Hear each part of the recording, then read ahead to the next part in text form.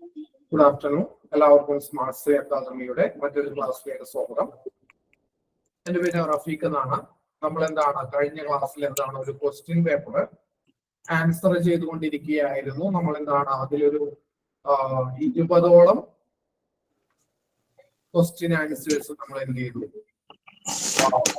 കഴിഞ്ഞ ക്ലാസ്സിൽ നമ്മൾ ചെയ്തു. നമ്മളിനി അതിന്റെ കണ്ടിന്യൂഷൻ ആയിട്ടുള്ള അടുത്ത ഒരു 20 ക്വസ്റ്റ്യൻ ആൻസേഴ്സ് ആണ് നമ്മൾ എന്ത് ചെയ്യാൻ പോകുന്നത്. ഇന്നത്തെ ദിവസം നമ്മൾ ആൻസർ ചെയ്യാനായിട്ട് പോകുന്നത്.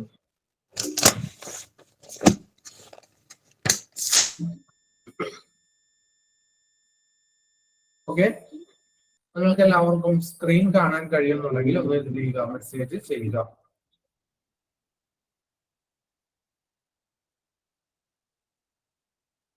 ഓക്കെ ആണോ? സ്ക്രീൻ കാണാൻ പറ്റുന്നുണ്ട് എല്ലാവർക്കും? ഓക്കെ, പറ്റും. നമ്മൾ 20, അതായത് സ്വതന്ത്രാനന്തര ഇന്ത്യൻ യൂണിയൻ സ്ഥാപിതമായപ്പോൾ എന്താണ് അതിൽ ചേരാൻ വിസമ്മതിച്ച നാട്ടുരാജ്യങ്ങൾ ഏതൊക്കെയാണ്, അതിൽ ഏതാണ് എന്നുള്ളതാണ് നമ്മൾ കഴിഞ്ഞ ക്ലാസ്സിൽ എന്ത് ചെയ്തത്, പറഞ്ഞ് അവസാനിപ്പിച്ച ക്വസ്റ്റ്യൻ. അപ്പോ നമ്മളിനി 21ാമത്തെ ക്വസ്റ്റ്യനിലേക്ക് പോവുകയാണ്. 1971 നടന്ന ഇന്ത്യ പാകിസ്ഥാൻ യുദ്ധം എന്തു പേരിലാണ് അറിയപ്പെടുന്നത്? Operation search light, operation Genghis Khan, operation Vijay, operation blue star. ഏത് പേരിലാണ് അറിയപ്പെടുന്നത്? Operation Genghis Khan.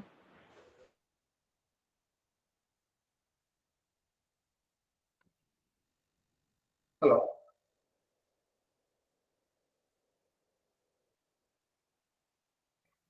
Operation Genghis Khan.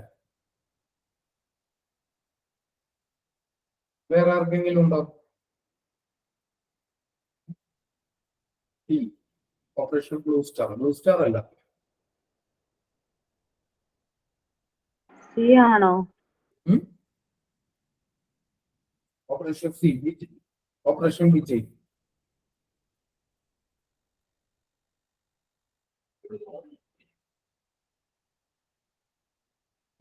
ഈ ക്വസ്റ്റ്യൻ പേപ്പറിന്റെ ഉത്തര സൂചിക ആരെങ്കിലും കണ്ടതാണ്? ആരെങ്കിലും നോക്കിയിട്ടുണ്ടോ? ഇത് ഈ പറഞ്ഞ ഭാഗത്തിന്റെ ഉത്തര സൂചിക ആരെങ്കിലും നോക്കിയിട്ടുണ്ടോ?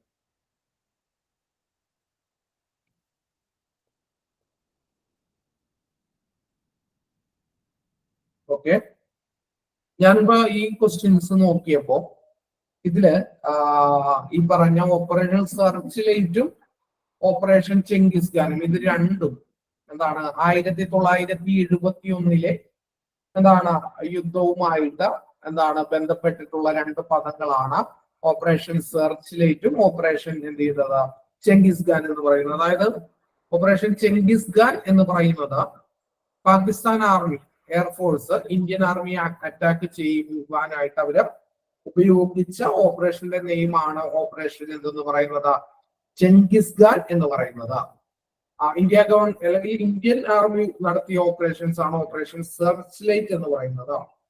ഇതിന്റെ ഉത്തര സൂചികയിൽ ഏതാണ് ഉത്തരം എന്നുള്ളത് എനിക്ക് കൃത്യമായിട്ട് എന്ത് ചെയ്യില്ല, അറിയില്ല. അതുകൊണ്ട് ഈ ചോദ്യം എന്ത് ചെയ്യുക, ഞാൻ കൂടുതൽ ഡീറ്റെയിൽ ആയിട്ട് നോക്കിയതിനു ശേഷം നമ്മൾ എന്ത് ചെയ്യണം, അടുത്ത ക്ലാസ്സിലോ അല്ലെങ്കിൽ ഏതെങ്കിലും ഒരു ക്ലാസ്സിലോ ഇതിനെ കുറിച്ച് നമ്മൾ എന്ത് ചെയ്യുന്നതായിരിക്കും, അതിന്റെ കൃത്യമായിട്ടുള്ള ഉത്തരം എന്ത് ചെയ്യുന്നതായിരിക്കും നമ്മൾ നോക്കുന്നതായിരിക്കും. ഓപ്പറേഷൻ സെർച്ച് ലൈറ്റ് ആകാനാണ് സാധ്യത എന്നാണ് എനിക്ക് തോന്നുന്നത്, ഉറപ്പില്ല. ഓപ്പറേഷൻ ചെങ്കിസ് ഖാനും സെർച്ച് ലൈറ്റും 71 യുദ്ധവുമായി ബന്ധപ്പെട്ട പദങ്ങളാണ്. നമുക്ക് അതെന്തുകൊണ്ട് അതുകൊണ്ട് എന്ത് ചെയ്യാം, നമുക്കത് അടുത്ത ദിവസം ആ ചോദ്യം നമുക്ക് എന്ത് ചെയ്യാം, നോക്കാവുന്നതാണ്. ഇനി അടുത്ത ചോദ്യം നോക്കുക. താഴെ പറയുന്നവയിൽ നീതി ആയോഗിനെ സംബന്ധിച്ച് തെറ്റായിട്ടുള്ള പ്രസ്താവന ഏതാണ്? ഒന്നാമത്തെ പ്രസ്താവന, നീതി ആയോഗ് 2015 ജനുവരി 1 രൂപീകരിക്കപ്പെട്ടു. ഇന്ത്യ ഗവൺമെന്റിന്റെ പ്രധാന പരിപാടിയായ ചിന്താ സംഭരണി അഥവാ തിങ്ക് ടാങ്ക് ആണ് നീതി ആയോഗ് എന്ന് പറയുന്നത്. നീതി ആയോഗ് സഹകരണ ഫെഡറലിസത്തെ പ്രോത്സാഹിപ്പിക്കുന്നു. ഓപ്ഷൻ ഡി നീതി ആയോഗ് ഒരു ഭരണഘടനാ സംവിധാനമാണ്. ഇതിൽ തെറ്റായ പ്രസ്താവന ഏതാണ് എന്നുള്ളതാണ് ചോദ്യം.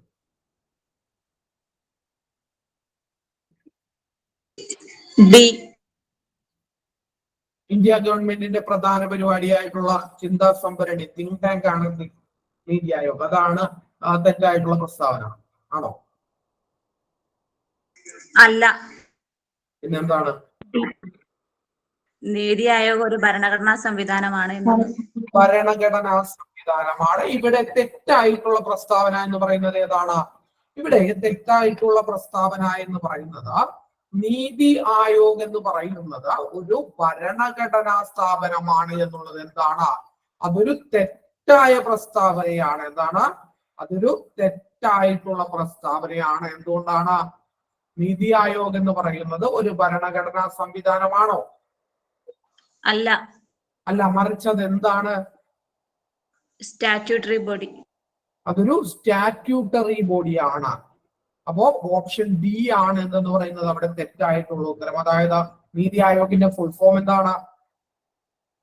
National institution for transforming India. National institution for transforming India എന്നുള്ളതാണ് നീതി ആയോഗിന്റെ എന്തെന്ന് പറയുന്നത്. നീതി ആയോഗിന്റെ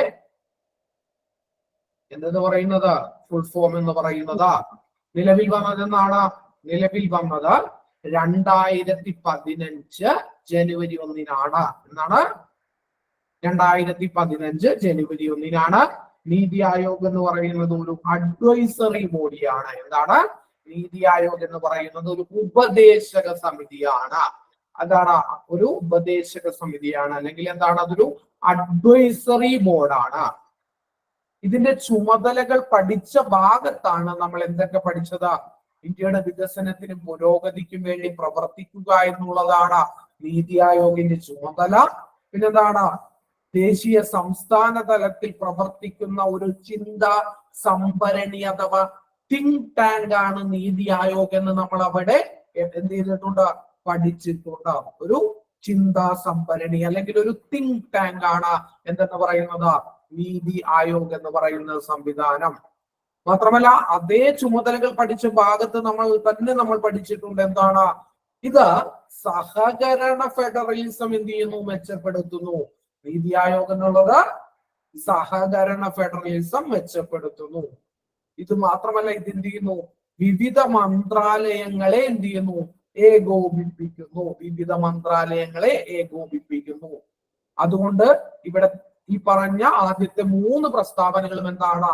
ശരിയാണ്. അതായത് നീതി ആയോഗ് 2015 ജനുവരി 1 രൂപീകരിക്കപ്പെട്ടു. ഇന്ത്യ ഗവൺമെന്റിന്റെ പ്രധാന പരിപാടിയായിട്ടുള്ള ഒരു ചിന്താ സംഭരണി അല്ലെങ്കിൽ തിങ്ക് ടാങ്ക് ആയിട്ടാണ് നീതി ആയോഗ് പ്രവർത്തിക്കുക. നീതി ആയോഗ് എന്താണ്? സഹകരണ ഫെഡറലിസത്തെ പ്രോത്സാഹിപ്പിക്കുന്നു. അവിടെ എന്താണ് തെറ്റായിട്ടുള്ള ഒരേ ഒരു പ്രസ്താവനയുള്ളൂ? എന്താണ് അവിടെ തെറ്റായിട്ടുള്ള ഒരേ ഒരു പ്രസ്താവനയുള്ളൂ? അതെന്താണ്? നീതി ആയോഗ് എന്നുള്ളത് ഒരു കോൺസ്റ്റിറ്റ്യൂഷണൽ ബോഡിയാണ്, അല്ലെങ്കിൽ ഭരണഘടനാ സംവിധാനമാണ് എന്നുള്ളതാണ്. പക്ഷെ എന്താണ്? കോൺസ്റ്റിറ്റ്യൂഷൻ ബോഡി അല്ല നീതി ആയോഗ് എന്ന് പറയുന്നത്. മറിച്ച് എന്താണ്? മറിച്ച് അത് ഒരു സ്റ്റാറ്റ്യൂട്ടറി ബോഡിയാണ്. അപ്പോൾ എന്താണ് സ്റ്റാറ്റ്യൂട്ടറി ബോഡി? അതായത് പാർലമെന്റ് പാസാക്കുന്ന നിയമം വഴി രൂപീകരിക്കപ്പെടുന്ന സ്ഥാപനങ്ങളെ നമ്മൾ വിളിക്കുന്ന പേരാണ് എന്തെന്ന്?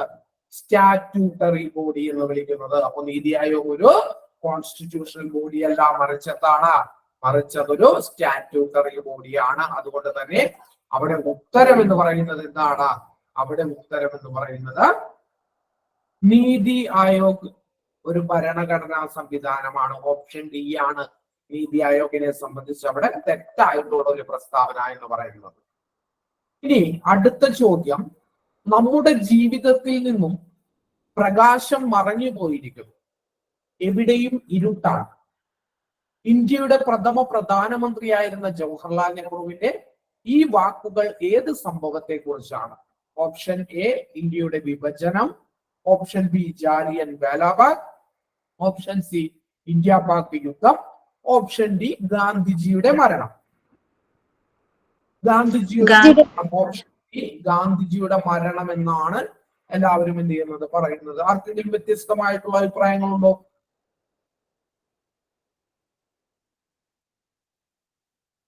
ആർക്കെങ്കിലും വ്യത്യസ്തമായിട്ടുള്ള അഭിപ്രായങ്ങളുണ്ടോ? ഉണ്ടെങ്കിൽ പറയാം. ഇല്ല എന്ന് നോക്കി എല്ലാവരും പറയുന്നത് ഓപ്ഷൻ ഡി ഗാന്ധിജിയുടെ മരണവുമായി ബന്ധപ്പെട്ടിട്ടുള്ളതാണ്. ഇത് ഇതേപോലെ തന്നെ എവിടെ നിങ്ങൾ കണ്ടിട്ടുണ്ട്? നമ്മൾ SCRT പാഠപുസ്തകം പഠിച്ചപ്പോൾ അല്ലെങ്കിൽ ആ ഭാഗങ്ങൾ പഠിച്ചപ്പോൾ അവിടെ ഇത് കൃത്യമായിട്ട് ഇതുപോലെ തന്നെ എന്ത് ചെയ്തിട്ടുണ്ട്, എടുത്ത് വെച്ചിട്ടുണ്ട്. അതായത് നമ്മുടെ ജീവിതത്തിൽ നിന്നും പ്രകാശം മറഞ്ഞു പോയിരിക്കുന്നു, എവിടെയും ഇരുട്ടാണ്. ഇന്ത്യയുടെ പ്രഥമ പ്രധാനമന്ത്രിയായിട്ടുള്ള ജവഹർലാൽ നെഹ്റുവിന്റെ ഈ വാക്കുകൾ മഹാത്മാഗാന്ധിയുടെ മരണവുമായി ബന്ധപ്പെട്ടിട്ടുള്ളതാണ്. ആ ഓപ്ഷൻ ഡി എന്താണ്? ഗാന്ധിജിയുടെ മരണം. ഓപ്ഷൻ അപ്പൊ 23ാമത്തെ ചോദ്യത്തിന്റെ ഉത്തരം എന്താണ്? ഓപ്ഷൻ ഡി ഗാന്ധിജിയുടെ മരണവുമായി ബന്ധപ്പെട്ടാണ് ജവഹർലാൽ നെഹ്റു എന്ന് പറഞ്ഞത്. എവിടെയും ഇരുട്ടാണ്, നമ്മുടെ ജീവിതത്തിൽ നിന്ന് എന്താണ്? പ്രകാശം മാഞ്ഞുപോയിരിക്കുന്നു. ഗാന്ധിജി ഓട്ടോ ഇടിച്ചല്ല മരിച്ചത് എന്നുള്ള കാര്യം നിങ്ങൾക്ക് എല്ലാവർക്കും അറിയാം എന്ന് ഞാൻ പ്രതീക്ഷിക്കുന്നു. അപ്പോ ഇതുപോലെ തന്നെ ഐൻസ്റ്റീൻ ഒരു വാക്ക് പറഞ്ഞിട്ടുണ്ട്. എന്താണ് മഹാത്മാഗാന്ധിയുടെ മരണവുമായി ബന്ധപ്പെട്ട് ഐൻസ്റ്റീൻ പറഞ്ഞത് എന്താണ് എന്ന് ആർക്കെങ്കിലും അറിയാമോ? ഐൻസ്റ്റീന്റെ മഹാത്മാഗാന്ധിയുമായി ബന്ധപ്പെട്ട വളരെ പ്രശസ്തമായിട്ടുള്ള ഒരു കോട്ടുണ്ട്. പരീക്ഷകളിൽ ഇടയ്ക്ക് ചോദിക്കാറുള്ളതൊക്കെയാണ്. ആർക്കെങ്കിലും അറിയാമോ ഐൻസ്റ്റീന്റെ ഗാന്ധിയുമായി ബന്ധപ്പെട്ട കോട്ട്?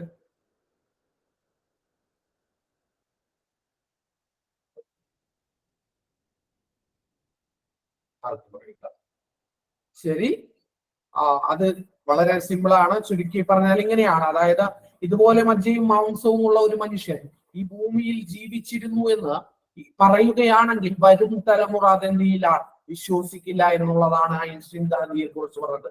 ഇങ്ങനെ മജ്ജയും മാംസവും ഉള്ള ഒരു മനുഷ്യൻ ഈ ഭൂമിയിൽ ജീവിച്ചിരുന്നു എന്ന് വരും തലമുറയോട് പറഞ്ഞാൽ അവരത് വിശ്വസിക്കില്ല എന്നാണ് ഐൻസ്റ്റീൻ ഗാന്ധിയെ കുറിച്ച് പറഞ്ഞത്. ഗാന്ധിജിയെ അർദ്ധനഗ്നനായ ഫക്കീർ എന്ന് വിശേഷിപ്പിച്ചത് ആരാണ്? Winston Churchill. ഗാന്ധിജിയെ അർദ്ധനഗ്നനായിട്ടുള്ള ഫക്കീർ എന്ന് വിശേഷിപ്പിച്ചത് ആരാണ്?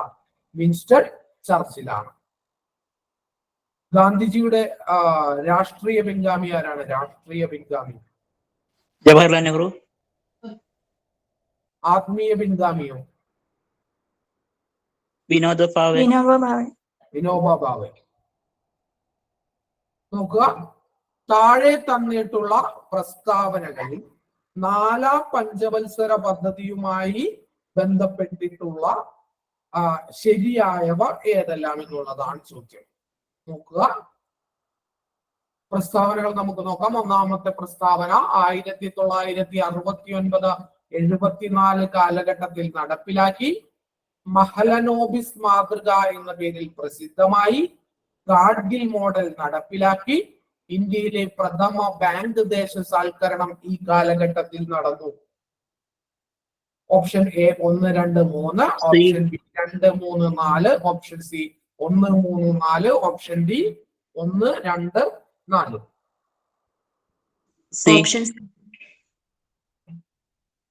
ഓപ്ഷൻ സി ആണ്. സെക്കൻഡ് വരത്തില്ല, സെക്കൻഡ് ഓപ്ഷൻ വരത്തില്ല. അത് സെക്കൻഡ് 5 ഇയർ പ്ലാനാണ്. അതായത് നോക്കുക, 1969 മുതൽ 74 വരെയാണ് എന്തെന്ന് പറയുന്നത് 4ാം പഞ്ചവത്സര പദ്ധതിയുടെ കാലഘട്ടം എന്നുള്ളത് നിങ്ങൾക്കറിയാം. ഇനി മഹലനോബിസ് മാതൃക ഏത് പദ്ധതിയാണ് എന്നുള്ളത് ആർക്കറിയാം? നിങ്ങൾക്കറിയാം ഏത് പദ്ധതിയാണ്? 2ാം പദ്ധതിയാണ്. ഇനി ഇന്ത്യയിലെ പ്രഥമ ബാങ്ക് ദേശസാൽക്കരണം നടന്നത് എന്നാണെന്ന് നിങ്ങൾക്കറിയാം? 1969. 4ാമത്തെ പഞ്ചവത്സര പദ്ധതിയുടെ കാലഘട്ടത്തിലാണ്. ഇനി ഇവിടെ നിങ്ങൾക്ക് സംശയം വരുമെങ്കിൽ ഒരു കാര്യത്തിലേ വരികയുള്ളൂ. എന്താണ്? ഗാഡ്ഗിൽ മോഡൽ നടപ്പിലാക്കി എന്നുള്ള കാര്യത്തിൽ മാത്രമേ എന്ത് വരികയുള്ളൂ.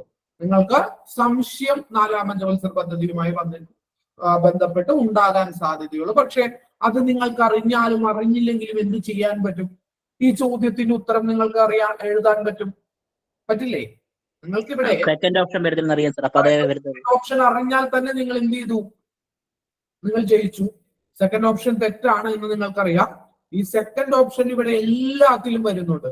നോക്കുക, ഓപ്ഷൻ എയിൽ സെക്കൻഡ് ഓപ്ഷൻ ഉണ്ട്, ഓപ്ഷൻ ബിയിൽ സെക്കൻഡ് ഓപ്ഷൻ ഉണ്ട്, ഓപ്ഷൻ ഡിയിലും എന്തുണ്ട്? സെക്കൻഡ് വരുന്നുണ്ട്. അതുകൊണ്ട് സ്വാഭാവികമായിട്ടും എയോ ബിയോ ഡിയോ എന്തായിരിക്കില്ല? എയോ ബിയോ ഡിയോ അതിന്റെ ഉത്തരമായിരിക്കില്ല. അതുകൊണ്ട് തന്നെ അതിന്റെ ഉത്തരം എന്ന് പറയുന്നത് എന്തായിരിക്കും? അതിന്റെ ഉത്തരം എന്ന് പറയുന്നത് ഓപ്ഷൻ സി എന്ന് പറയുന്ന 1, 3, 4 എന്നിവയായിരിക്കും. അപ്പോ 1969, 74 കാലഘട്ടത്തിലാണ് ഇത് നടപ്പിലാക്കിയത്.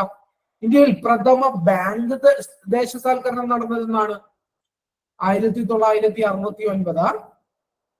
സാർ അതിന് മുമ്പേ ബ്രിട്ടീഷ് ഇന്ത്യ നടന്നിട്ടില്ലേ? സ്വതന്ത്ര ഇന്ത്യയിൽ പഞ്ചവത്സര പദ്ധതി സ്വതന്ത്ര ഇന്ത്യയിലല്ലേ രക്ഷിച്ചത്? ആ സാർ.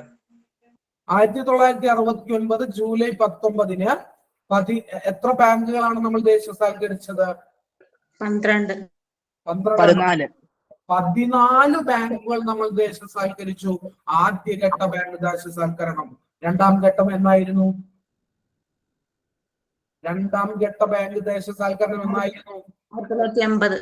1980 എത്ര ബാങ്കുകൾ നമ്മൾ ദേശസാൽക്കരിച്ചു? 4, 6, 6, 4, 8, 10 എത്രയാണ്? 6. 4, 6. 6 ബാങ്കുകൾ.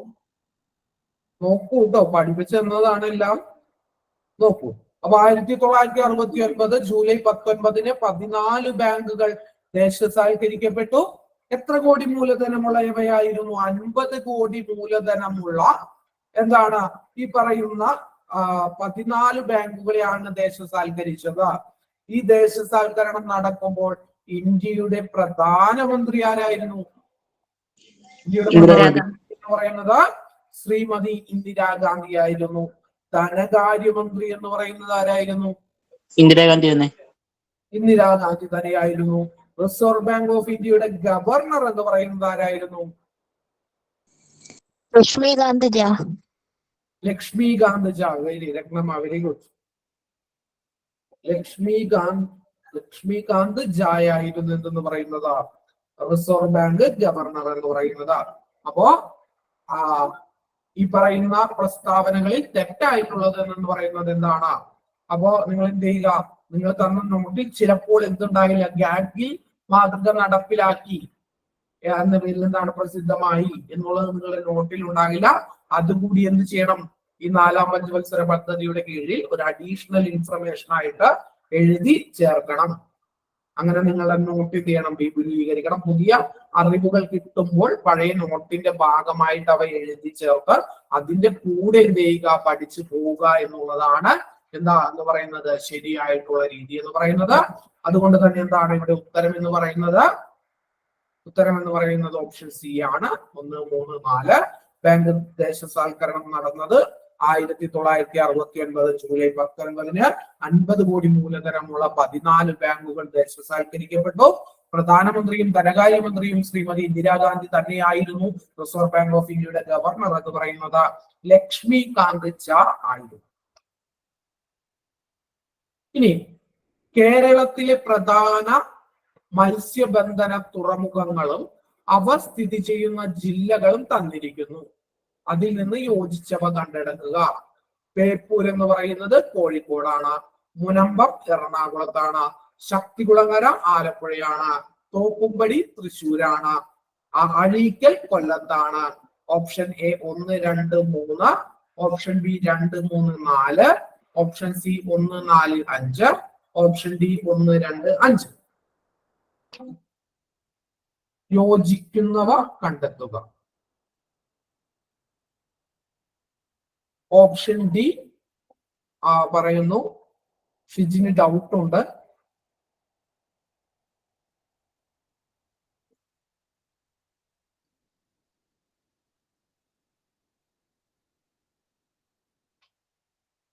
വേറെ ആർക്കെങ്കിലും ഉത്തരം അറിയാമെങ്കിൽ മെസ്സേജ് ചെയ്യൂ. നിതുന മാത്രം ഓപ്ഷൻ ഡി പറഞ്ഞു. ബാക്കി ആർക്കും ഉത്തരവില്ല ഇതിൻ്റെ അകത്ത്.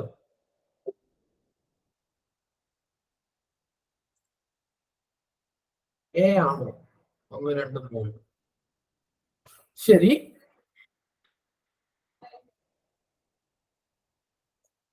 ഓപ്ഷൻ ഡി ആരെങ്കിലൊക്കെ ഉണ്ടോ? Option D. ആ, രണ്ടാമത്തെ ആള്. ഒരാള് ഒന്നാമത്തെ ഓപ്ഷൻ.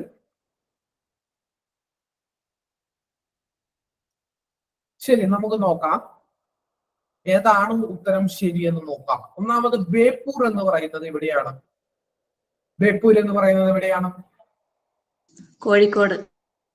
കോഴിക്കോടാണ്. ആർക്കെങ്കിലും ബേപ്പൂര് കോഴിക്കോടാണെന്ന് സംശയം ഉള്ള ആരെങ്കിലും ഉണ്ടോ ഈ കൂട്ടത്തില്? ബേപ്പൂര് കോഴിക്കോടാണ് എന്ന് സംശയമുള്ള ആരെങ്കിലും ഉണ്ടോ ഈ കൂട്ടത്തിൽ? ഉണ്ടോ? ഇല്ല. ഇല്ല. എല്ലാവർക്കും അറിയാം ബേപ്പൂർ എന്ന് പറയുന്നത്. നിങ്ങള് മറ്റേ മമ്മൂക്കോയുടെ ഈ ഉരു കണ്ടിട്ടുണ്ടാടാ ബേപ്പൂര്? ഉരു കണ്ടിട്ടുണ്ടാന്ന് ബേപ്പൂര്? ഉരു. അത് ബേപ്പൂര്. ബേപ്പൂര് എന്ന് പറയുന്നത് കോഴിക്കോട് ജില്ലയിലാണ്. ബേപ്പൂർ സുൽത്താൻ.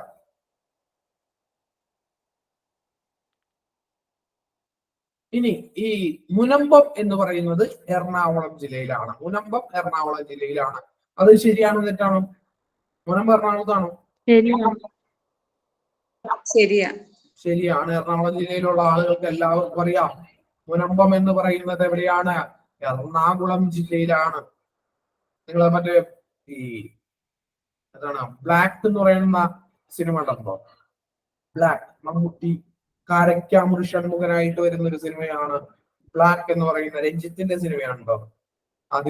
അതിന്റെ ക്ലൈമാക്സ് സീനിൽ ലാല് പറയുന്ന ഒരു ഡയലോഗ് ഉണ്ട്. ലാലിനോട് മമ്മൂട്ടി പറയുന്ന ഒരു ഡയലോഗ് ഉണ്ട്. അതായത് എന്താണ്, മുനമ്പത്തെ മീനാറുന്ന കുടിലിൽ നിന്നും ഒരു രാത്രി ഇരുട്ടി വെളുത്തപ്പോൾ എന്താണ് ഈ കാണുന്ന വീട്ടിലേക്ക് ഷിഫ്റ്റ് ആയവനല്ല നീ എന്ന് പറഞ്ഞുകൊണ്ടൊക്കെ ഒരു ഡയലോഗ് ഉണ്ട്. മുനമ്പം കൊച്ചി, എറണാകുളം ഭാഗത്താണ് മുനമ്പം എന്ന് പറയുന്ന പ്രദേശം. എറണാകുളത്തുള്ള ആളുകൾക്ക് എല്ലാവർക്കും മുനമ്പത്തെ കുറിച്ച് അറിയാൻ പറ്റും. ഇല്ലാത്ത ആളുകൾക്ക് വേണ്ടിയിട്ടാണ് മുനമ്പം എറണാകുളം ജില്ലയിലാണ്. ഞങ്ങളുടെയൊക്കെ ഏറ്റവും സമീപത്തുള്ള ഒരു പ്രദേശമാണ് മുനമ്പം എന്ന് പറയുന്നത്. അപ്പോ രണ്ടാമത്തെ പ്രസ്താവനയും എന്താണ്? രണ്ടാമത്തെ പ്രസ്താവനയും ശരിയാണ്. അടുത്തത് ശക്തികുളങ്ങര, ആലപ്പുഴ. ഇവിടെ ചിലപ്പോ ആ പ്രദേശങ്ങളിലും അതിനടുത്തുള്ള പ്രദേശങ്ങളിലും ഇല്ലാത്ത ആളുകൾക്ക് എന്ത് ചെയ്യും, ഒരു കൺഫ്യൂഷൻ വരും. ഈ ശക്തികുളങ്ങര എവിടെയാണ്? വടക്കൻ ജില്ലക്കാർക്ക് പ്രത്യേകിച്ച് എന്തുവരും? സംശയം വരും. ശക്തികുളങ്ങര എവിടെയാണ്? ശക്തികുളങ്ങര കൊല്ലം ജില്ലയിലാണ്. ശക്തികുളങ്ങര എവിടെയാണ്?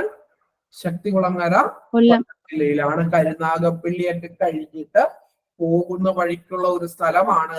എന്താണ്, ഒരു വലിയ ബ്രിഡ്ജ് ഒക്കെ ഉണ്ട്. അത് കഴിയുമ്പോൾ സ്ഥലമാണ് എന്തെന്ന് പറയുന്നത് ശക്തികുളങ്ങര എന്ന് പറയുന്നത്. അവിടെ ഒരു ഹാർബറൊക്കെ ഉണ്ട്.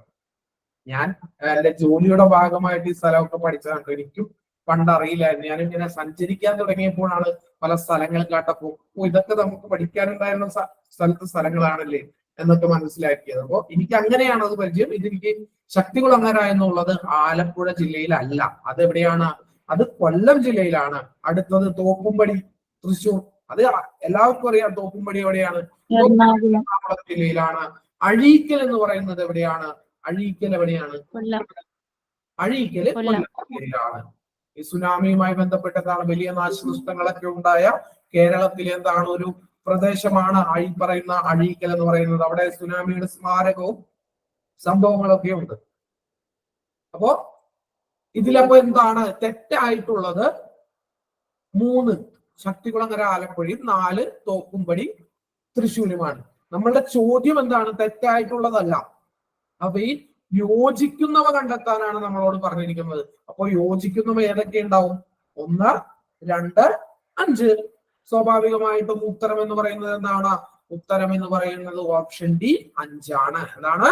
ഓപ്ഷൻ ഡി 5 ആണ്. 25ാമത്തേത് ഉത്തരം എന്ന് പറയുന്നത് ഓപ്ഷൻ ഡി 5 ആണ്.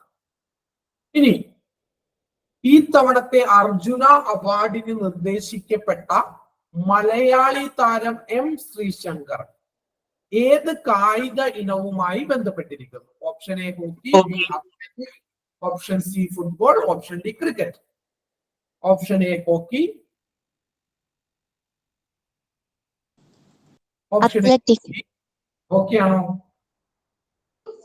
B athletics. Okay. Option B athletic. Option B athletic. ഒരുപാട് ആളുകൾ ഓപ്ഷൻ എ പറയുന്നു, ചില ആളുകൾ ഓപ്ഷൻ ബി പറയുന്നു. മുരളി ശ്രീശങ്കർ എന്നെന്താണ് അദ്ദേഹത്തിന്റെ മുഴുവനായിട്ടുള്ള പേര് എന്നാണ് എന്റെ ഒരു ധാരണ. ശ്രീശങ്കർ എന്നുള്ളത് മുരളി ശ്രീശങ്കർ എന്നാണ് അദ്ദേഹത്തിന്റെ പേര്. അദ്ദേഹം ഒരു ഹോക്കി പ്ലെയർ അല്ല, മറിച്ച് അദ്ദേഹം അദ്ദേഹത്തിന്റെ മേഖല ഏതാണ്?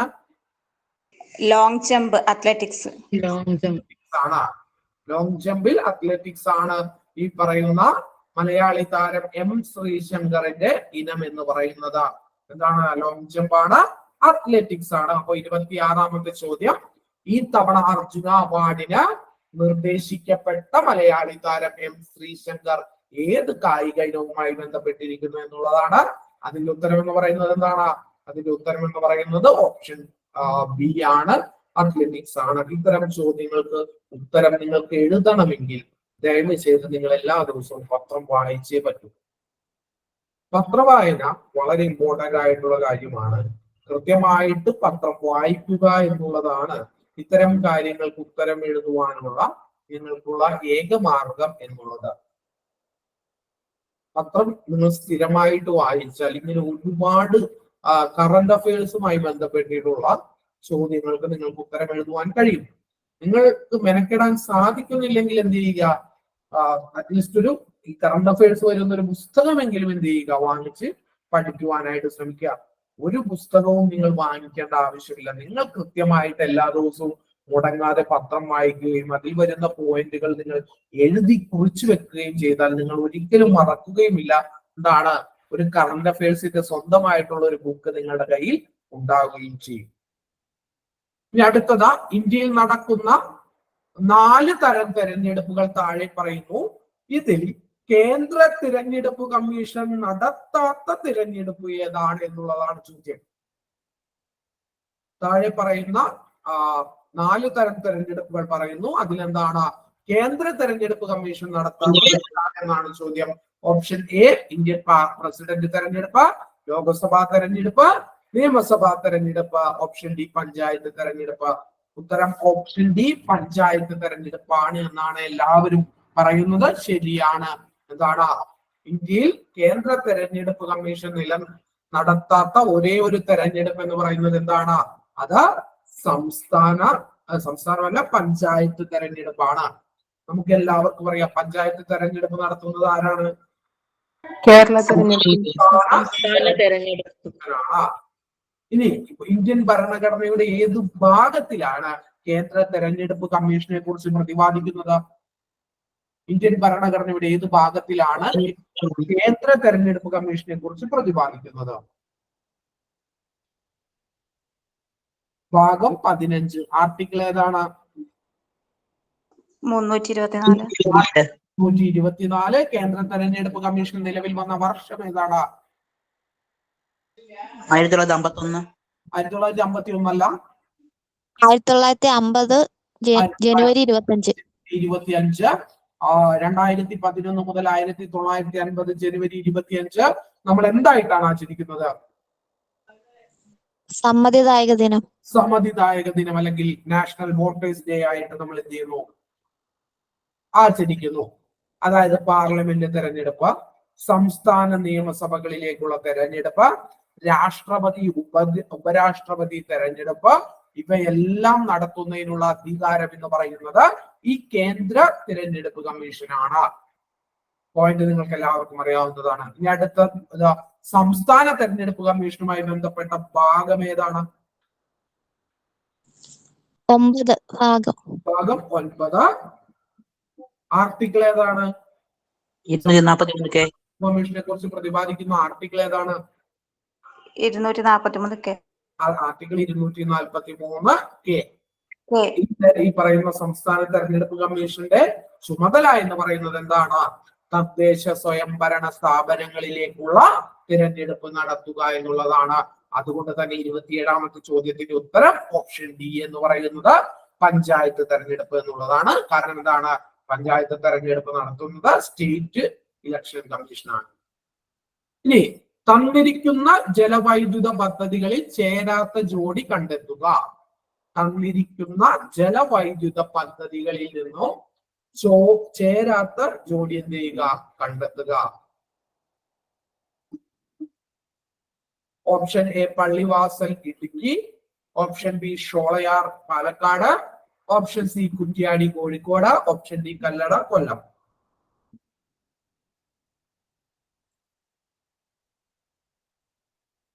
Option D Kallada Kollam. Option C ആണ്. Option C Kuttiadi Kozhikode. വേറെ ആർക്കെങ്കിലും? Option A Pallivasal Idukki.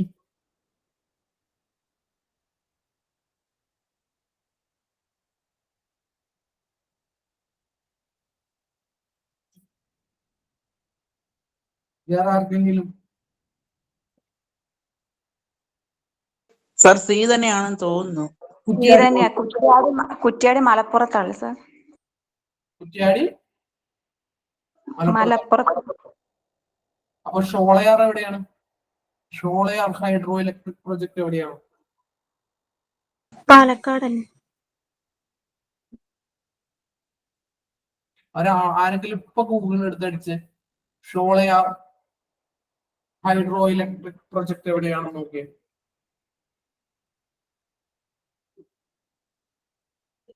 തൃശ്ശൂർ. എവിടെയാണ്? എവിടെയാണ് പറഞ്ഞോളൂ. തൃശ്ശൂരാണോ? തൃശ്ശൂരാണ്. ബാക്കിയെല്ലാം അതുപോലെ തന്നെയാണ്. അതായത് പള്ളിവാസൽ എവിടെയാണ്? പള്ളിവാസൽ ഇടുക്കിയിലാണ്. കുറ്റ്യാടി എന്ന് പറയുന്നത് കോഴിക്കോടാണ്. കല്ലട എന്ന് പറയുന്നത് എവിടെയാണ്? കല്ലട എന്ന് പറയുന്നത് കൊല്ലത്താണ്. ഉത്തരം എന്ന് പറയുന്നത് ഷോളയാർ പാലക്കാടാണ്. ഷോളയാർ ഹൈഡ്രോ ഇലക്ട്രിക് പ്രൊജക്ട് തൃശ്ശൂരാണ്. എവിടെയാണ്? തൃശ്ശൂർ ജില്ലയിലാണ് കേട്ടോ. ഇനി ചുവടെ തന്നിരിക്കുന്ന വന്യജീവി സങ്കേതങ്ങളിൽ ഇടുക്കി ജില്ലയുമായി ബന്ധമില്ലാത്തത് ഏതാണ്? Option A Kurinjimala, option B Chinnar, option C Periyar, option D Aralam. Option D. Option D. Option D. വേറെ ആർക്കെങ്കിലും?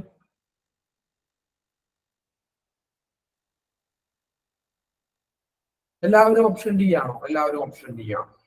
ഓപ്ഷൻ. അപ്പൊ എന്റെ ചോദ്യം, ഈ ആറളം എന്ന് പറയുന്ന എന്താണ്, അത് എവിടെയാണ്? ഏത് ജില്ലയിൽ? ആറളം വന്യജീവി സങ്കേതം ഏത്? കണ്ണൂർ ജില്ലയിലാണ്. ശരിയായിട്ടുള്ള ഉത്തരം ഓപ്ഷൻ ഡി ആണ്. എന്താന്ന് പറയുന്നത്? ആറളം എന്ന് പറയുന്നത് കണ്ണൂർ ജില്ലയിലാണ്. ഇടുക്കി കുറിഞ്ഞിമല എവിടെയാണ്? കുറിഞ്ഞിമല ഇടുക്കിയിലാണ്. ചിന്നാർ ഇടുക്കിയിലാണ്. പെരിയാർ ഇടുക്കിയിലാണ്. പക്ഷെ ആറളം എന്നുള്ളത് എവിടെയാണ്?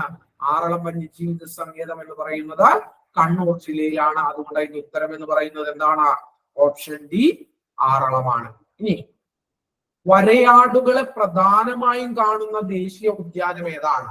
Option A Mathikettanchola, option B Eravikulam, option C silent valley, option D Pampadum Shola. Option B Eravikulam. Option B Eravikulam ദേശീയോദ്യാനം. അപ്പൊ ചീവീടുകളില്ലാത്ത ദേശീയോദ്യാനം ഏതാണ്?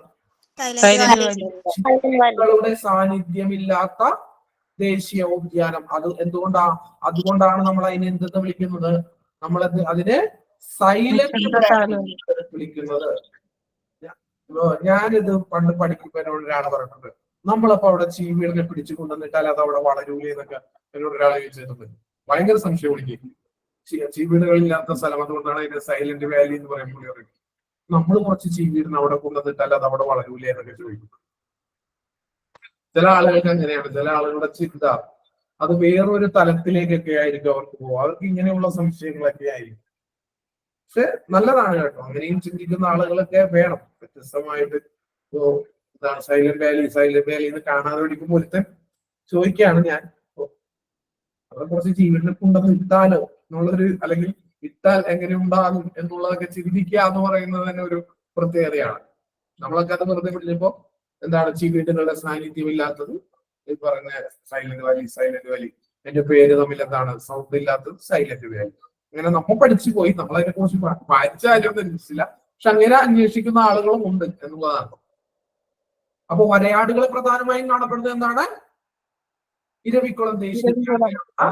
ചിവീടുകളില്ലാത്ത ദേശീയോദ്യാനമാണ് എന്തെന്ന് പറയുന്നത് സൈലന്റ് വാലി എന്ന് പറയുന്നത്. പാമ്പാടുംചോല ദേശീയോദ്യാനത്തിന്റെ പ്രത്യേകത ഏറ്റവും ചെറുത്, ഏറ്റവും ചെറിയ ദേശീയ ഉദ്യാനം പാമ്പാടുംചോലയാണ്.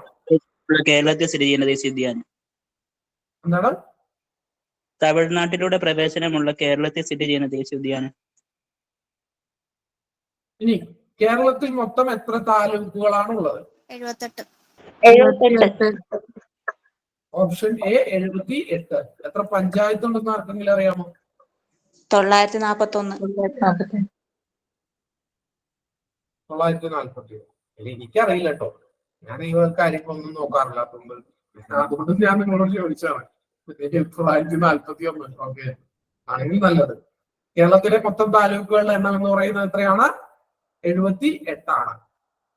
ഇനി താഴെ തന്നിരിക്കുന്ന, എനിക്ക് കിട്ടാത്ത അടുത്ത ഉത്തരമാണ് കേട്ടോ.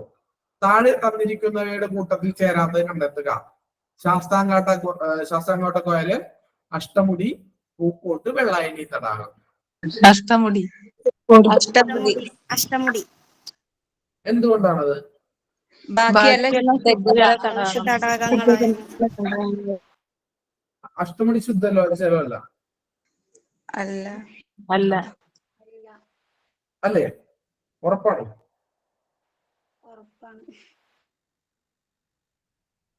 ആരെങ്കിലും ഒന്ന് ഗൂഗിൾ ചെയ്ത് നോക്കിയേ, ശുദ്ധജല തടാകം എന്നുള്ളത്, അല്ലെങ്കിൽ എന്താണ് പ്യുവർ വാട്ടർന്നോ അതിന്റെ ലേക്കെന്നോ അങ്ങനെ കേരളത്തിലുള്ള തടവ്. ഞാൻ ഇത് കുറെ നോക്കിയ സമയത്ത് ഞാൻ നോക്കിയപ്പോ ഈ അഷ്ടമുടിയൊക്കെ ശുദ്ധജല തടാകത്തിന്റെ ഇതിലാണ് ഗൂഗിളിൽ വന്നത്. അപ്പൊ എനിക്ക് കൺഫ്യൂഷൻ ആയി, ഇതിൽ ഇനി ഏതാണ്? അതല്ല ഇതിന്റെ ബേസ്. ഇപ്പൊ 4 ശുദ്ധജല തടാകമാണെങ്കിൽ എന്തല്ല അതിന്റെ ബേസ്? ആ ചോദ്യത്തിന്റെ ബേസ് എന്ന് പറയുന്നത് അവിടെയല്ല, വേറെ എവിടെയോ ആണ്.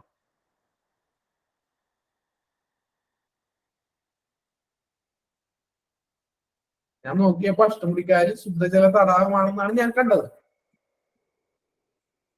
അപ്പോഴാണ് എനിക്ക് കൺഫ്യൂഷൻ ആയത്. ഞാൻ പിന്നെ അതുകൊണ്ടാണ് ഞാൻ ഈ ചോദ്യം എന്ത് ചെയ്തത്, നിങ്ങളോട് ചോദിക്കാം എങ്ങനെയാണ് എനിക്കും അത് എന്നുള്ളത് നോക്കാൻ നിന്നത്. എങ്കിൽ ആ ചോദ്യം നിങ്ങൾ വിടുക, നമുക്ക് അതിനെ കുറിച്ച് എന്താണ് കൂടുതലായിട്ട് അന്വേഷിച്ച് അതാണ് മറ്റൊരു ദിവസം അത് എന്ത് ചെയ്യാം, നമുക്ക് നോക്കാം. എന്താണ് ഈ പറയുന്ന അഷ്ടമുടിക്കായൽ ശുദ്ധജല തടാകമല്ല എന്നുണ്ടെങ്കിൽ നിങ്ങൾ പറഞ്ഞതാണ് അതിന്റെ ഉത്തരം. എന്താ? ഓപ്ഷൻ സി അഷ്ടമുടിക്കായൽ. കാരണം ശാസ്താംകോട്ടക്കായലും പൂക്കോട്ടതായാലും വെള്ളായണി തടാകവും ഒക്കെ എന്താണ്, ഇവയെല്ലാം ശുദ്ധജല ഇതാണ്. അഷ്ടമുടിക്കായലും ഞാൻ നോക്കിയപ്പോൾ ഞാൻ കണ്ടത് ശുദ്ധജല തടാകമാണ് എന്നുള്ള രീതിയിലാണ്. അതുകൊണ്ടാണ് ഞാൻ ചോദിച്ചത് നിങ്ങളോട്. ഇല്ലെങ്കിൽ ഞാനിത് വേറെ ഒന്ന് റെഫർ ചെയ്തതിന് ശേഷം ഇത് നോക്കേണ്ടി വരും. അതിന് ശേഷം ഞാൻ എന്ത് ചെയ്യാം, ഇതിന്റെ ഉത്തരം കൃത്യമായിട്ട് എന്ത് ചെയ്യാം നിങ്ങൾക്ക് പറഞ്ഞു തരുന്നതായിരിക്കും. അപ്പൊ 2 ചോദ്യങ്ങൾ നമ്മൾ വിട്ടിട്ടുണ്ട്. അത് നമ്മൾ വേറെ ഏതെങ്കിലും ക്ലാസ്സിലോ അല്ലെങ്കിൽ ഇതുപോലെ ക്വസ്റ്റ്യൻ പേപ്പർ ആൻസർ ചെയ്യുമ്പോഴോ എന്ത് ചെയ്യും, നമ്മൾ അവിടെ അതിനെ എന്ത് ചെയ്യുന്നതായിരിക്കും, പരിഗണിക്കുന്നതായിരിക്കും. ഇനി നിങ്ങൾക്ക് ആർക്കെങ്കിലും അറിയാമെന്നുണ്ടെങ്കിൽ പറയാം കേട്ടോ. അപ്പൊ നമുക്കത് എന്ത് ചെയ്യാം, നമുക്ക് 2 കൂട്ടർക്ക് പഠിച്ചത് മുന്നോട്ട് പോകാവുന്നതാണ്. ആർക്കെങ്കിലും എന്തെങ്കിലും ഐഡിയ ഉണ്ടോ അവിടെ? ആസ്ത അക്കാഡമിയുടെ യൂട്യൂബ് ക്ലാസ്സിനകത്ത് ഈ 7 തടാകങ്ങളെ പറയണ ശുദ്ധജലമായിട്ട്, അതിൽ അഷ്ടമുടി പറയുന്നില്ലായിരുന്നു. അഷ്ടമുടി പറയുന്നുണ്ടായിരുന്നില്ല. അങ്ങനെയാണെങ്കിൽ അതിന്റെ ഉത്തരം എന്ന് പറയുന്നത് എന്താണ്? അഷ്ടമുടി കായലായിരിക്കും. നമുക്ക് നോക്കാം. ഞാനൊന്ന് കൺഫേം ചെയ്തതിന് ശേഷം എന്ത് ചെയ്യാൻ പറയാം, അടുത്ത ക്ലാസ്സിൽ നമുക്ക് പറയാം കേട്ടോ. അടുത്തത് 33. പെരിയാർ നദിയുമായി ബന്ധമില്ലാത്ത പ്രസ്താവന കണ്ടെത്തുക. ഈ നദി പശ്ചിമഘട്ടത്തിൽ നിന്നും ഉത്ഭവിക്കുന്നു. ഈ നദി വിശാലമായിട്ടുള്ള ഒരു ഡെൽറ്റ സമതലം സൃഷ്ടിക്കുന്നു. എറണാകുളം ജില്ലയിൽ വെച്ചാണ് ഈ നദി അറബിക്കടലുമായി ചേരുന്നത്. ഇടമലയാർ അണക്കെട്ട് ഈ നദിയുമായി ബന്ധപ്പെട്ടിരിക്കുന്നു. ഉത്തരം ഏതാണ്? ഈ നദി വിശാലമായ ഓപ്ഷൻ ബി. Option B. ഈ നദി വിശാലമായിട്ടുള്ള ഡെൽറ്റ സമതലം സൃഷ്ടിക്കുന്നു. പ്രസ്താവന ശരിയാണോ തെറ്റാണോ? തെറ്റാണ്. വിശാലമായിട്ടുള്ള ഒരു ഡെൽറ്റ സമതലമൊന്നും പെരിയാറ് പോലെയുള്ള ഒരു നദി എന്ത് ചെയ്യുന്നില്ല, സൃഷ്ടിക്കുന്നില്ല. നിങ്ങൾക്ക് എല്ലാവർക്കും അറിയാം. പക്ഷെ എന്താണ്, പെരിയാറ് പശ്ചിമഘട്ടത്തിൽ നിന്നാണ് ഉത്ഭവിക്കുന്നത് എന്ന് നമുക്കറിയാം. അതെന്താണ്, ശരിയായ പ്രസ്താവനയാണ്. ഇനി എറണാകുളം ജില്ലയിൽ വെച്ചാണ് ഇത് അറബിക്കടലുമായി ചേരുന്നതെന്ന് നമുക്കറിയാം. ഇടമലയാർ അണക്കെട്ട് എവിടെയാണ് എന്ന് ചോദിച്ചാൽ, ഏത് നദിയിലാണ് എന്ന് ചോദിച്ചാൽ അതിന്റെ ഉത്തരം എന്താണ്? അതിന്റെ ഉത്തരവും നമുക്കറിയാം. എന്താണ് അത്? പെരിയാർ നദിയിലാണ് ഇടമലയാർ അണക്കെട്ട് സ്ഥിതി ചെയ്യുന്നത്.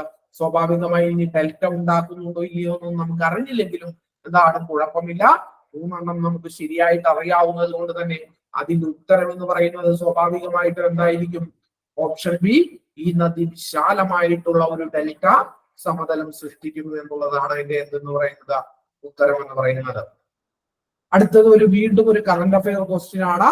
ഈ അടുത്ത കാലത്ത് വിനോദസഞ്ചാരം പ്രോത്സാഹിപ്പിക്കുവാൻ ഇന്ത്യ ഉൾപ്പെടെയുള്ള 33 രാജ്യങ്ങൾക്ക് വിസ ഇളവ് അനുവദിച്ച രാജ്യം ഏതാണ് എന്നുള്ളതാണ് ചോദ്യം.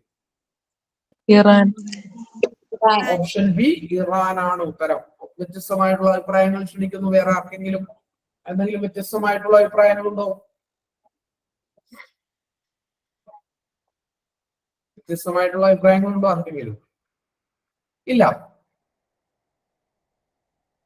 അപ്പൊ ഈ അടുത്ത കാലത്ത് വിനോദസഞ്ചാരം പ്രോത്സാഹിപ്പിക്കുവാൻ ഇന്ത്യ ഉൾപ്പെടെയുള്ള 33 രാജ്യങ്ങൾക്ക് വിസ ഇളവ് അനുവദിച്ച രാജ്യമാണ് ഇറാൻ എന്ന് പറയുന്നത്. ഇറാൻ എന്ന് പറയുന്ന രാജ്യം, നിങ്ങൾക്ക് ഇറാൻ എന്ന് പറയുന്ന രാജ്യത്തെ കുറിച്ച് നിങ്ങൾക്കറിയാം. ഇറാൻ എന്ന് പറയുന്ന രാജ്യം നമ്മൾ പാഴ്സി മതത്തിന്റെ ഉത്ഭവം ഉണ്ടായ രാജ്യമാണ് ഇറാൻ എന്ന് പറയുന്നത്. സൗരാഷ്ട്രീയർ എന്ന് പറയുന്ന വിഭാഗം ഉണ്ടായ ഒരു രാജ്യമാണ് ഇറാൻ എന്ന് പറയുന്നത്. ഇറാൻ ഒരുപാട് കാലം എന്തെന്ന് പറയുന്നത് ഭരിച്ചിരുന്നത് ഷാ ഭരണാധികാരികൾ എന്ന് പറയുന്ന ഭരണാധികാരികളായിരുന്നു. അതിനുശേഷം എന്താണ് വന്ന ഒരു ഷാ ഭരണാധികാരി, അദ്ദേഹം ഇറാന്റെ ഇറാന് വേണ്ടിയിട്ട് ഒരുപാട് നല്ല കാര്യങ്ങൾ ചെയ്യുകയും അവിടുത്തെ പൊതു സ്വത്തായിട്ടുള്ള എണ്ണ പോലെയുള്ള സാധനങ്ങൾ എന്ത് ചെയ്യുന്നു, അദ്ദേഹം നാഷണലൈസ് ചെയ്യുകയൊക്കെ ചെയ്യുന്നു. അപ്പൊ ഇത് ഇഷ്ടപ്പെടാത്ത അമേരിക്ക പോലെയുള്ള രാജ്യങ്ങൾ എന്ത് ചെയ്യുന്നു, അവിടെ ഉണ്ടായിരുന്ന ആ ഭരണാധികാരി അല്ലെങ്കിൽ ആ പ്രധാനമന്ത്രി എന്ത് ചെയ്യുന്നു, അട്ടിമറി നടത്തിയതിനു ശേഷം ഇവരുടെ കളിപ്പാവയായിട്ട് മറ്റൊരു ഷായെ ഭരണത്തിലേക്ക് കൊണ്ടുവരുന്നു. ആ ഷാ എന്ന് പറയുന്നത് വളരെ ചെറുപ്പക്കാരനായിരുന്നു. പക്ഷെ എന്തായിരുന്നു, ഭയങ്കര ധാരാളിയും അഴിമതിക്കാരനും ക്രൂരനുമായിരുന്നു ആ ഷാ എന്ന് പറയുന്ന ഭരണാധികാരി. അദ്ദേഹത്തിന്റെ പോലീസിനെ ഉപയോഗിച്ചുകൊണ്ട് വളരെ ക്രൂരമായിട്ടുള്ള പീഡനങ്ങളാണ് ഇറാൻ എന്ന് പറയുന്ന രാജ്യത്തെ അവിടുത്തെ ജനങ്ങൾക്ക് എന്താണ് ചെയ്തത്, ജനങ്ങളിലേക്ക് അടിച്ചേൽപ്പിക്കുന്നത്. അങ്ങനെ അവിടെ ഒരു വിപ്ലവം ഉണ്ടാകുന്നു. തുടക്കം സ്വാതന്ത്ര്യത്തിന് വേണ്ടിയിട്ട് നടന്ന ഒരു വിപ്ലവമായിരുന്നെങ്കിലും അത് ഇടക്ക് വെച്ച് ചില മതമൗലികവാദികൾ ആ വിപ്ലവത്തെ ഹൈജാക്ക് ചെയ്യുകയും അതൊരു ഇറാൻ ഒരു മതമൗലികവാദ രാഷ്ട്രമായിട്ട് മാറുകയും ഒക്കെയാണ് ചെയ്യുന്നത്. ഇതുമായി ബന്ധപ്പെട്ടുകൊണ്ട് ഒരു സിനിമയുണ്ട്, ആർഗോ എന്നാണ് സിനിമയുടെ പേര്. ആർഗോ ആരെങ്കിലും കണ്ടിട്ടുണ്ടോ? ആർഗോ എന്ന് പറയുന്ന ഒരു ഇംഗ്ലീഷ് ചലച്ചിത്രമുണ്ട്. ആർഗോ എന്ന് പറയുന്നത് നമ്മുടെ ഓസ്കാർക്ക് ലഭിച്ച സിനിമയാണ് ആർഗോ എന്ന് പറയുന്ന സിനിമ. അതായത് ഈ വിപ്ലവം ഇറാനിൽ നടക്കുമ്പോൾ അവിടെ അമേരിക്കൻ എംബസി ഇവരെ ആക്രമിച്ച് കീഴ്പ്പെടുത്തും. അപ്പൊ ആ സമയത്ത് അവിടെ നിന്ന് ഒരു 5 പേര് രക്ഷപ്പെട്ടു പോകും. ഇവരെ തിരിച്ച് അമേരിക്കയിലേക്ക് കൊണ്ടുവരാനായിട്ട് CIA നടത്തുന്ന ഒരു ഓപ്പറേഷനാണ് ഈ ഓപ്പറേഷൻ ആർഗോ എന്ന് പറയുന്ന സംഭവം. രസകരമായിട്ടുള്ള ചിത്രമാണ്. പടങ്ങളൊക്കെ കാണാൻ ഇഷ്ടമുള്ള ആളുകൾക്ക് കണ്ടു നോക്കാവുന്ന ഒരു ചിത്രമാണ്. ഇറാനിലെ അവസ്ഥയും കാര്യങ്ങളും ഒക്കെ ആ പടത്തിൽ എന്ത് ചെയ്യുന്നുണ്ട്, അത്യാവശ്യം കൊള്ളാവുന്ന രീതിയിൽ വരച്ച് കാണിക്കുന്നുണ്ട്. അപ്പോ ഈ അടുത്ത കാലത്ത് വിനോദസഞ്ചാരം പ്രോത്സാഹിപ്പിക്കാൻ ഇന്ത്യ ഉൾപ്പെടെയുള്ള 33 രാജ്യങ്ങൾക്ക് വിസ ഇളവ് അനുവദിച്ച രാജ്യമാണ് ഏതെന്ന് പറയുന്നത്, ഇറാൻ എന്ന് പറയുന്നത്. ഇറാൻ അങ്ങനെ ഒരു രാജ്യമായിട്ട് ഇരിക്കുമ്പോൾ തന്നെ വളരെ മനോഹരമായിട്ടുള്ള സിനിമകൾ ഇറങ്ങുന്ന രാജ്യം കൂടിയാണ് ഇറാൻ എന്ന് പറയുന്നത്. ഒരുപാട് നിയന്ത്രണങ്ങളുണ്ട് ഇറാനില് സിനിമകൾ ഇറക്കാനും ഇതിനൊക്കെ ആയിട്ട്. പക്ഷെ വളരെ മനോഹരമായിട്ടുള്ള സിനിമകൾ, ഇറാനിയൻ മൂവീസ് ലോക സിനിമകളിൽ വലിയ ഒരു സാന്നിധ്യമുള്ള മൂവീസ് ആണ് ഇറാനിയൻ സിനിമകൾ എന്ന് പറയുന്നത്. ഒരുപാട് സിനിമകളുണ്ട് ഇറാനുമായി ബന്ധപ്പെട്ട് വളരെ നല്ല സിനിമകൾ, ഒരുപാട് സിനിമകളുണ്ട് ഇറാനുമായി ബന്ധപ്പെട്ടിട്ട്. നല്ല പടങ്ങളാണ് കേട്ടോ. ഇറാനിയൻ സിനിമകളൊക്കെ ലോക ക്ലാസിക് നിലവാരത്തിലുള്ള സിനിമകളൊക്കെ ഇറാനിൽ നിന്ന് എന്ത് ചെയ്യുന്നുണ്ട്, ഇറങ്ങുന്നുണ്ട്. സിനിമകൾ, വേൾഡ് സിനിമകളൊക്കെ കാണാൻ താല്പര്യമുള്ള ആളുകൾക്ക് എന്താണ് ഒരു വ്യത്യസ്തമായിട്ടുള്ള ഭാഷ അല്ലെങ്കിൽ ഒരു വ്യത്യസ്തമായിട്ടുള്ള സംസ്കാരത്തിലെ പടം കാണണമെങ്കിൽ കണ്ടു നോക്കാവുന്ന ഒരു സിനിമയാണ് ഇറാനിയൻ മൂവികൾ എന്ന് പറയുന്നത്. ഇനി അടുത്ത ചോദ്യം, 2024 ലോക്സഭാ തെരഞ്ഞെടുപ്പിനൊപ്പം നിയമസഭാ തെരഞ്ഞെടുപ്പ് നടക്കുന്ന സംസ്ഥാനങ്ങൾ ഏതെല്ലാമാണ്? Odisha, Andhra Pradesh, Haryana. B Odisha, Andhra Pradesh. C Maharashtra, Tamil Nadu. D Haryana, Punjab. Option B ആണ് ഒഡീഷയും ആന്ധ്രാപ്രദേശിലുമാണ് എന്തെന്ന് പറയുന്നത് ലോക്സഭാ തെരഞ്ഞെടുപ്പിനൊപ്പം തന്നെ എന്ത് ചെയ്യുന്നത് നിയമസഭാ തെരഞ്ഞെടുപ്പ് നടക്കുന്നത്. ഇനി ചുവടെ നൽകിയിരിക്കുന്ന ജില്ലകളിൽ കർണാടകയുമായിട്ട് അതിർത്തി പങ്കിടുന്ന കേരളത്തിലെ ജില്ലകൾ കണ്ടെത്തുക. 1 കണ്ണൂര്, 2 കാസർഗോഡ്, 3 തൃശ്ശൂര്, 4 പാലക്കാട്. കണ്ണൂരും കാസർഗോഡ്. കണ്ണൂർ, കാസർഗോഡ്. ഓപ്ഷൻ എ ആണോ? കണ്ണൂരും കാസർഗോഡും ആണോ? അതെ. ഓപ്ഷൻ എ ആണ് ഉത്തരം എന്ന് പറയുന്നത്. എന്താണ്? കണ്ണൂരും കാസർഗോഡും. ഇനി 4 ഇന്ത്യൻ സംസ്ഥാനങ്ങളെ എന്താണ് വലിപ്പത്തിനനുസരിച്ച് ക്രമീകരിക്കുന്നു. ശരിയായിട്ടുള്ള ക്രമീകരണം കണ്ടെത്തുക. Rajasthan, Madhya Pradesh, Maharashtra, Uttar Pradesh. Rajasthan, Maharashtra, Uttar Pradesh, Madhya Pradesh. Rajasthan, Uttar Pradesh, Madhya Pradesh, Maharashtra. Madhya Pradesh, Maharashtra, Rajasthan, Uttar Pradesh. Option C, Rajasthan, Uttar Pradesh, Madhya Pradesh, Maharashtra. Option C ആണോ? Option A. Option A. Rajasthan, Madhya Pradesh, Maharashtra. Rajasthan, Madhya Pradesh, Maharashtra, Uttar Pradesh. നമുക്ക് 2 എണ്ണം അറിഞ്ഞാൽ മതി. ഏറ്റവും വലുതായിട്ടുള്ള 2 എണ്ണം ഏതൊക്കെയാണ്? രാജസ്ഥാനും സെക്കൻഡ് സ്ഥാനത്തുള്ളത് ഏതാണ്? മധ്യപ്രദേശുമാണ്. അത് രണ്ടും അറിയാമെങ്കിൽ തന്നെ നമുക്ക് ഇവിടെ ഉത്തരത്തിലേക്ക് എത്താം. രാജസ്ഥാൻ, മധ്യപ്രദേശ്, പിന്നെ വേറെ ഒന്നും നോക്കേണ്ട ആവശ്യമില്ല. അപ്പൊ എന്താണ് ഉത്തരം? രാജസ്ഥാൻ, മധ്യപ്രദേശ്, മഹാരാഷ്ട്ര, ഉത്തർപ്രദേശ് എന്നിവയാണ്. ഇനി അന്റോണിയോ ഗുട്ടറസ് ഇപ്പോൾ വാർത്തകളിൽ ഇടം നേടുന്ന വ്യക്തിയാണ്. ആരാണ് അദ്ദേഹം? എല്ലാവർക്കും അറിയാവുന്ന ഉത്തരം. ആരെന്ന് പറയുന്നത്? അന്റോണിയോ ഗുട്ടറസ് എന്ന് പറയുന്നത്. ഇനി 39ാമത്തെ ചോദ്യം, പുതിയതായി അധികാരമേറ്റ സംസ്ഥാന മുഖ്യമന്ത്രിമാരുടെ പേരും അവരുടെ സംസ്ഥാനങ്ങളും നൽകിയിരിക്കുന്നു. അതിൽ തെറ്റായത് കണ്ടെത്തുക. രാജസ്ഥാൻ ഭജൻലാൽ ശർമ്മ, മധ്യപ്രദേശ് മോഹൻ യാദവ്, തെലങ്കാന രേവന്ത് റെഡ്ഡി, ഛത്തീസ്ഗഡ് ഭൂപേഷ് ബഘേൽ. ഏതാണ് തെറ്റായിട്ടുള്ള ഉത്തരം? Option D. ഭൂപേഷ് ബഘേൽ. എന്താണ്? Option D. Option D. Madhya Pradesh Mohan Yadav. Option B ആണോ? ഡി. Option D.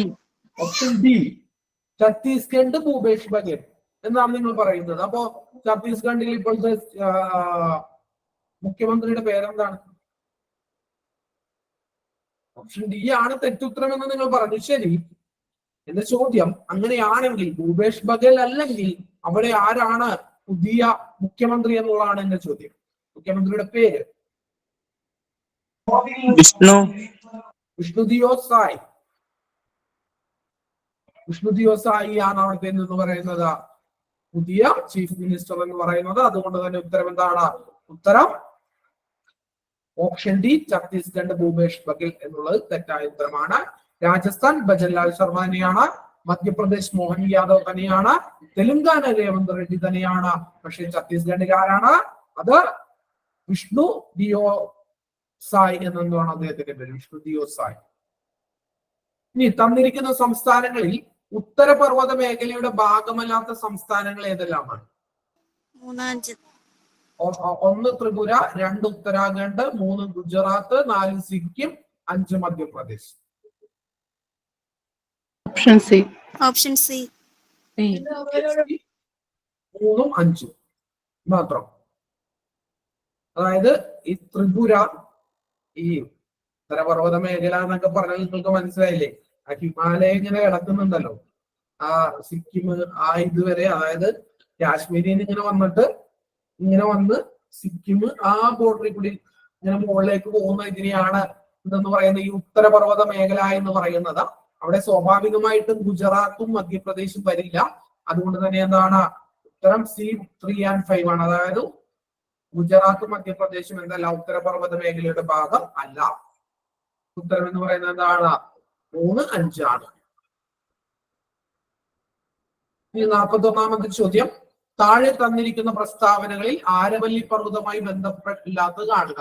ഇന്ത്യയിലെ ഏറ്റവും പഴക്കമുള്ള പർവ്വതനിരയാണിത്. ഈ പർവ്വതനിരയുടെ ഭാഗമാണ് മൗണ്ട് അബു. ഈ പർവ്വതനിരയിൽ ഏറ്റവും ഉയരമുള്ള കൊടുമുടിയാണ് ഗുരുശിഖർ. ടൂൺ താഴ്വര സ്ഥിതി ചെയ്യുന്നത് ഈ പർവ്വത നിരകളിലാണ്. Option D. Option D. Doon താഴ്വര. എന്തുകൊണ്ടാണ് ഓപ്ഷൻ ഡി തെറ്റാകുന്നത്?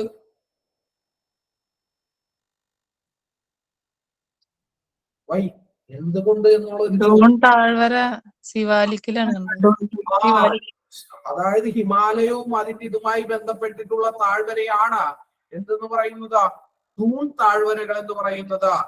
എന്താണ് ഹിമാലയത്തിന്റെ ഒക്കെ ഭാഗമായിട്ടുള്ളതാണ് എന്തെന്ന് പറയുന്നത് ടൂൺ താഴ്വരകൾ എന്ന് പറയുന്നത്. അതുകൊണ്ട് ഇവിടെ എന്താണ് ബന്ധമില്ലാത്തത് എന്ന് ചോദിച്ചു കഴിഞ്ഞാൽ അതിന് ഉത്തരം ഓപ്ഷൻ ഡി, ടൂൺ താഴ്വരകൾ സ്ഥിതി ചെയ്യുന്നത് ഈ പർവ്വത നിരകളിലാണ്. അതെന്താണ്? അതൊരു തെറ്റായ പ്രസ്താവനയാണ്. ഇന്ത്യയിലെ ഏറ്റവും പഴക്കമുള്ള പർവ്വതമാണ് എന്ത്? ആരവല്ലി. ഹിമാലയമൊക്കെ എന്ന് പറയുന്നത് ന്യൂ ജനറേഷൻ പർവ്വതങ്ങളാണ്. പക്ഷേ ആരവല്ലി എന്ന് പറയുന്നത് എന്താണ്? ആരവല്ലി എന്ന് പറയുന്നത് ഇന്ത്യയിലെ തന്നെ ഏറ്റവും പഴക്കമേറിയ പർവ്വത നിരകളാണ്. ഇതിന്റെ ഭാഗമാണ് മൗണ്ട് അബു എന്ന് പറയുന്നത്. ഇത് എന്താണ്? ഈ പർവ്വത നിരയിലെ ഏറ്റവും ഉയർന്ന കൊടുമുടിയാണ് ഗുരുശിഖർ എന്ന് പറയുന്നത്. അപ്പോ ഇതോടുകൂടി എന്താണ് നമ്മളെ ഇവിടെ വെച്ചിട്ട് ഈ ക്ലാസ് എന്ത് ചെയ്യാണ് അവസാനിപ്പിക്കുകയാണ്.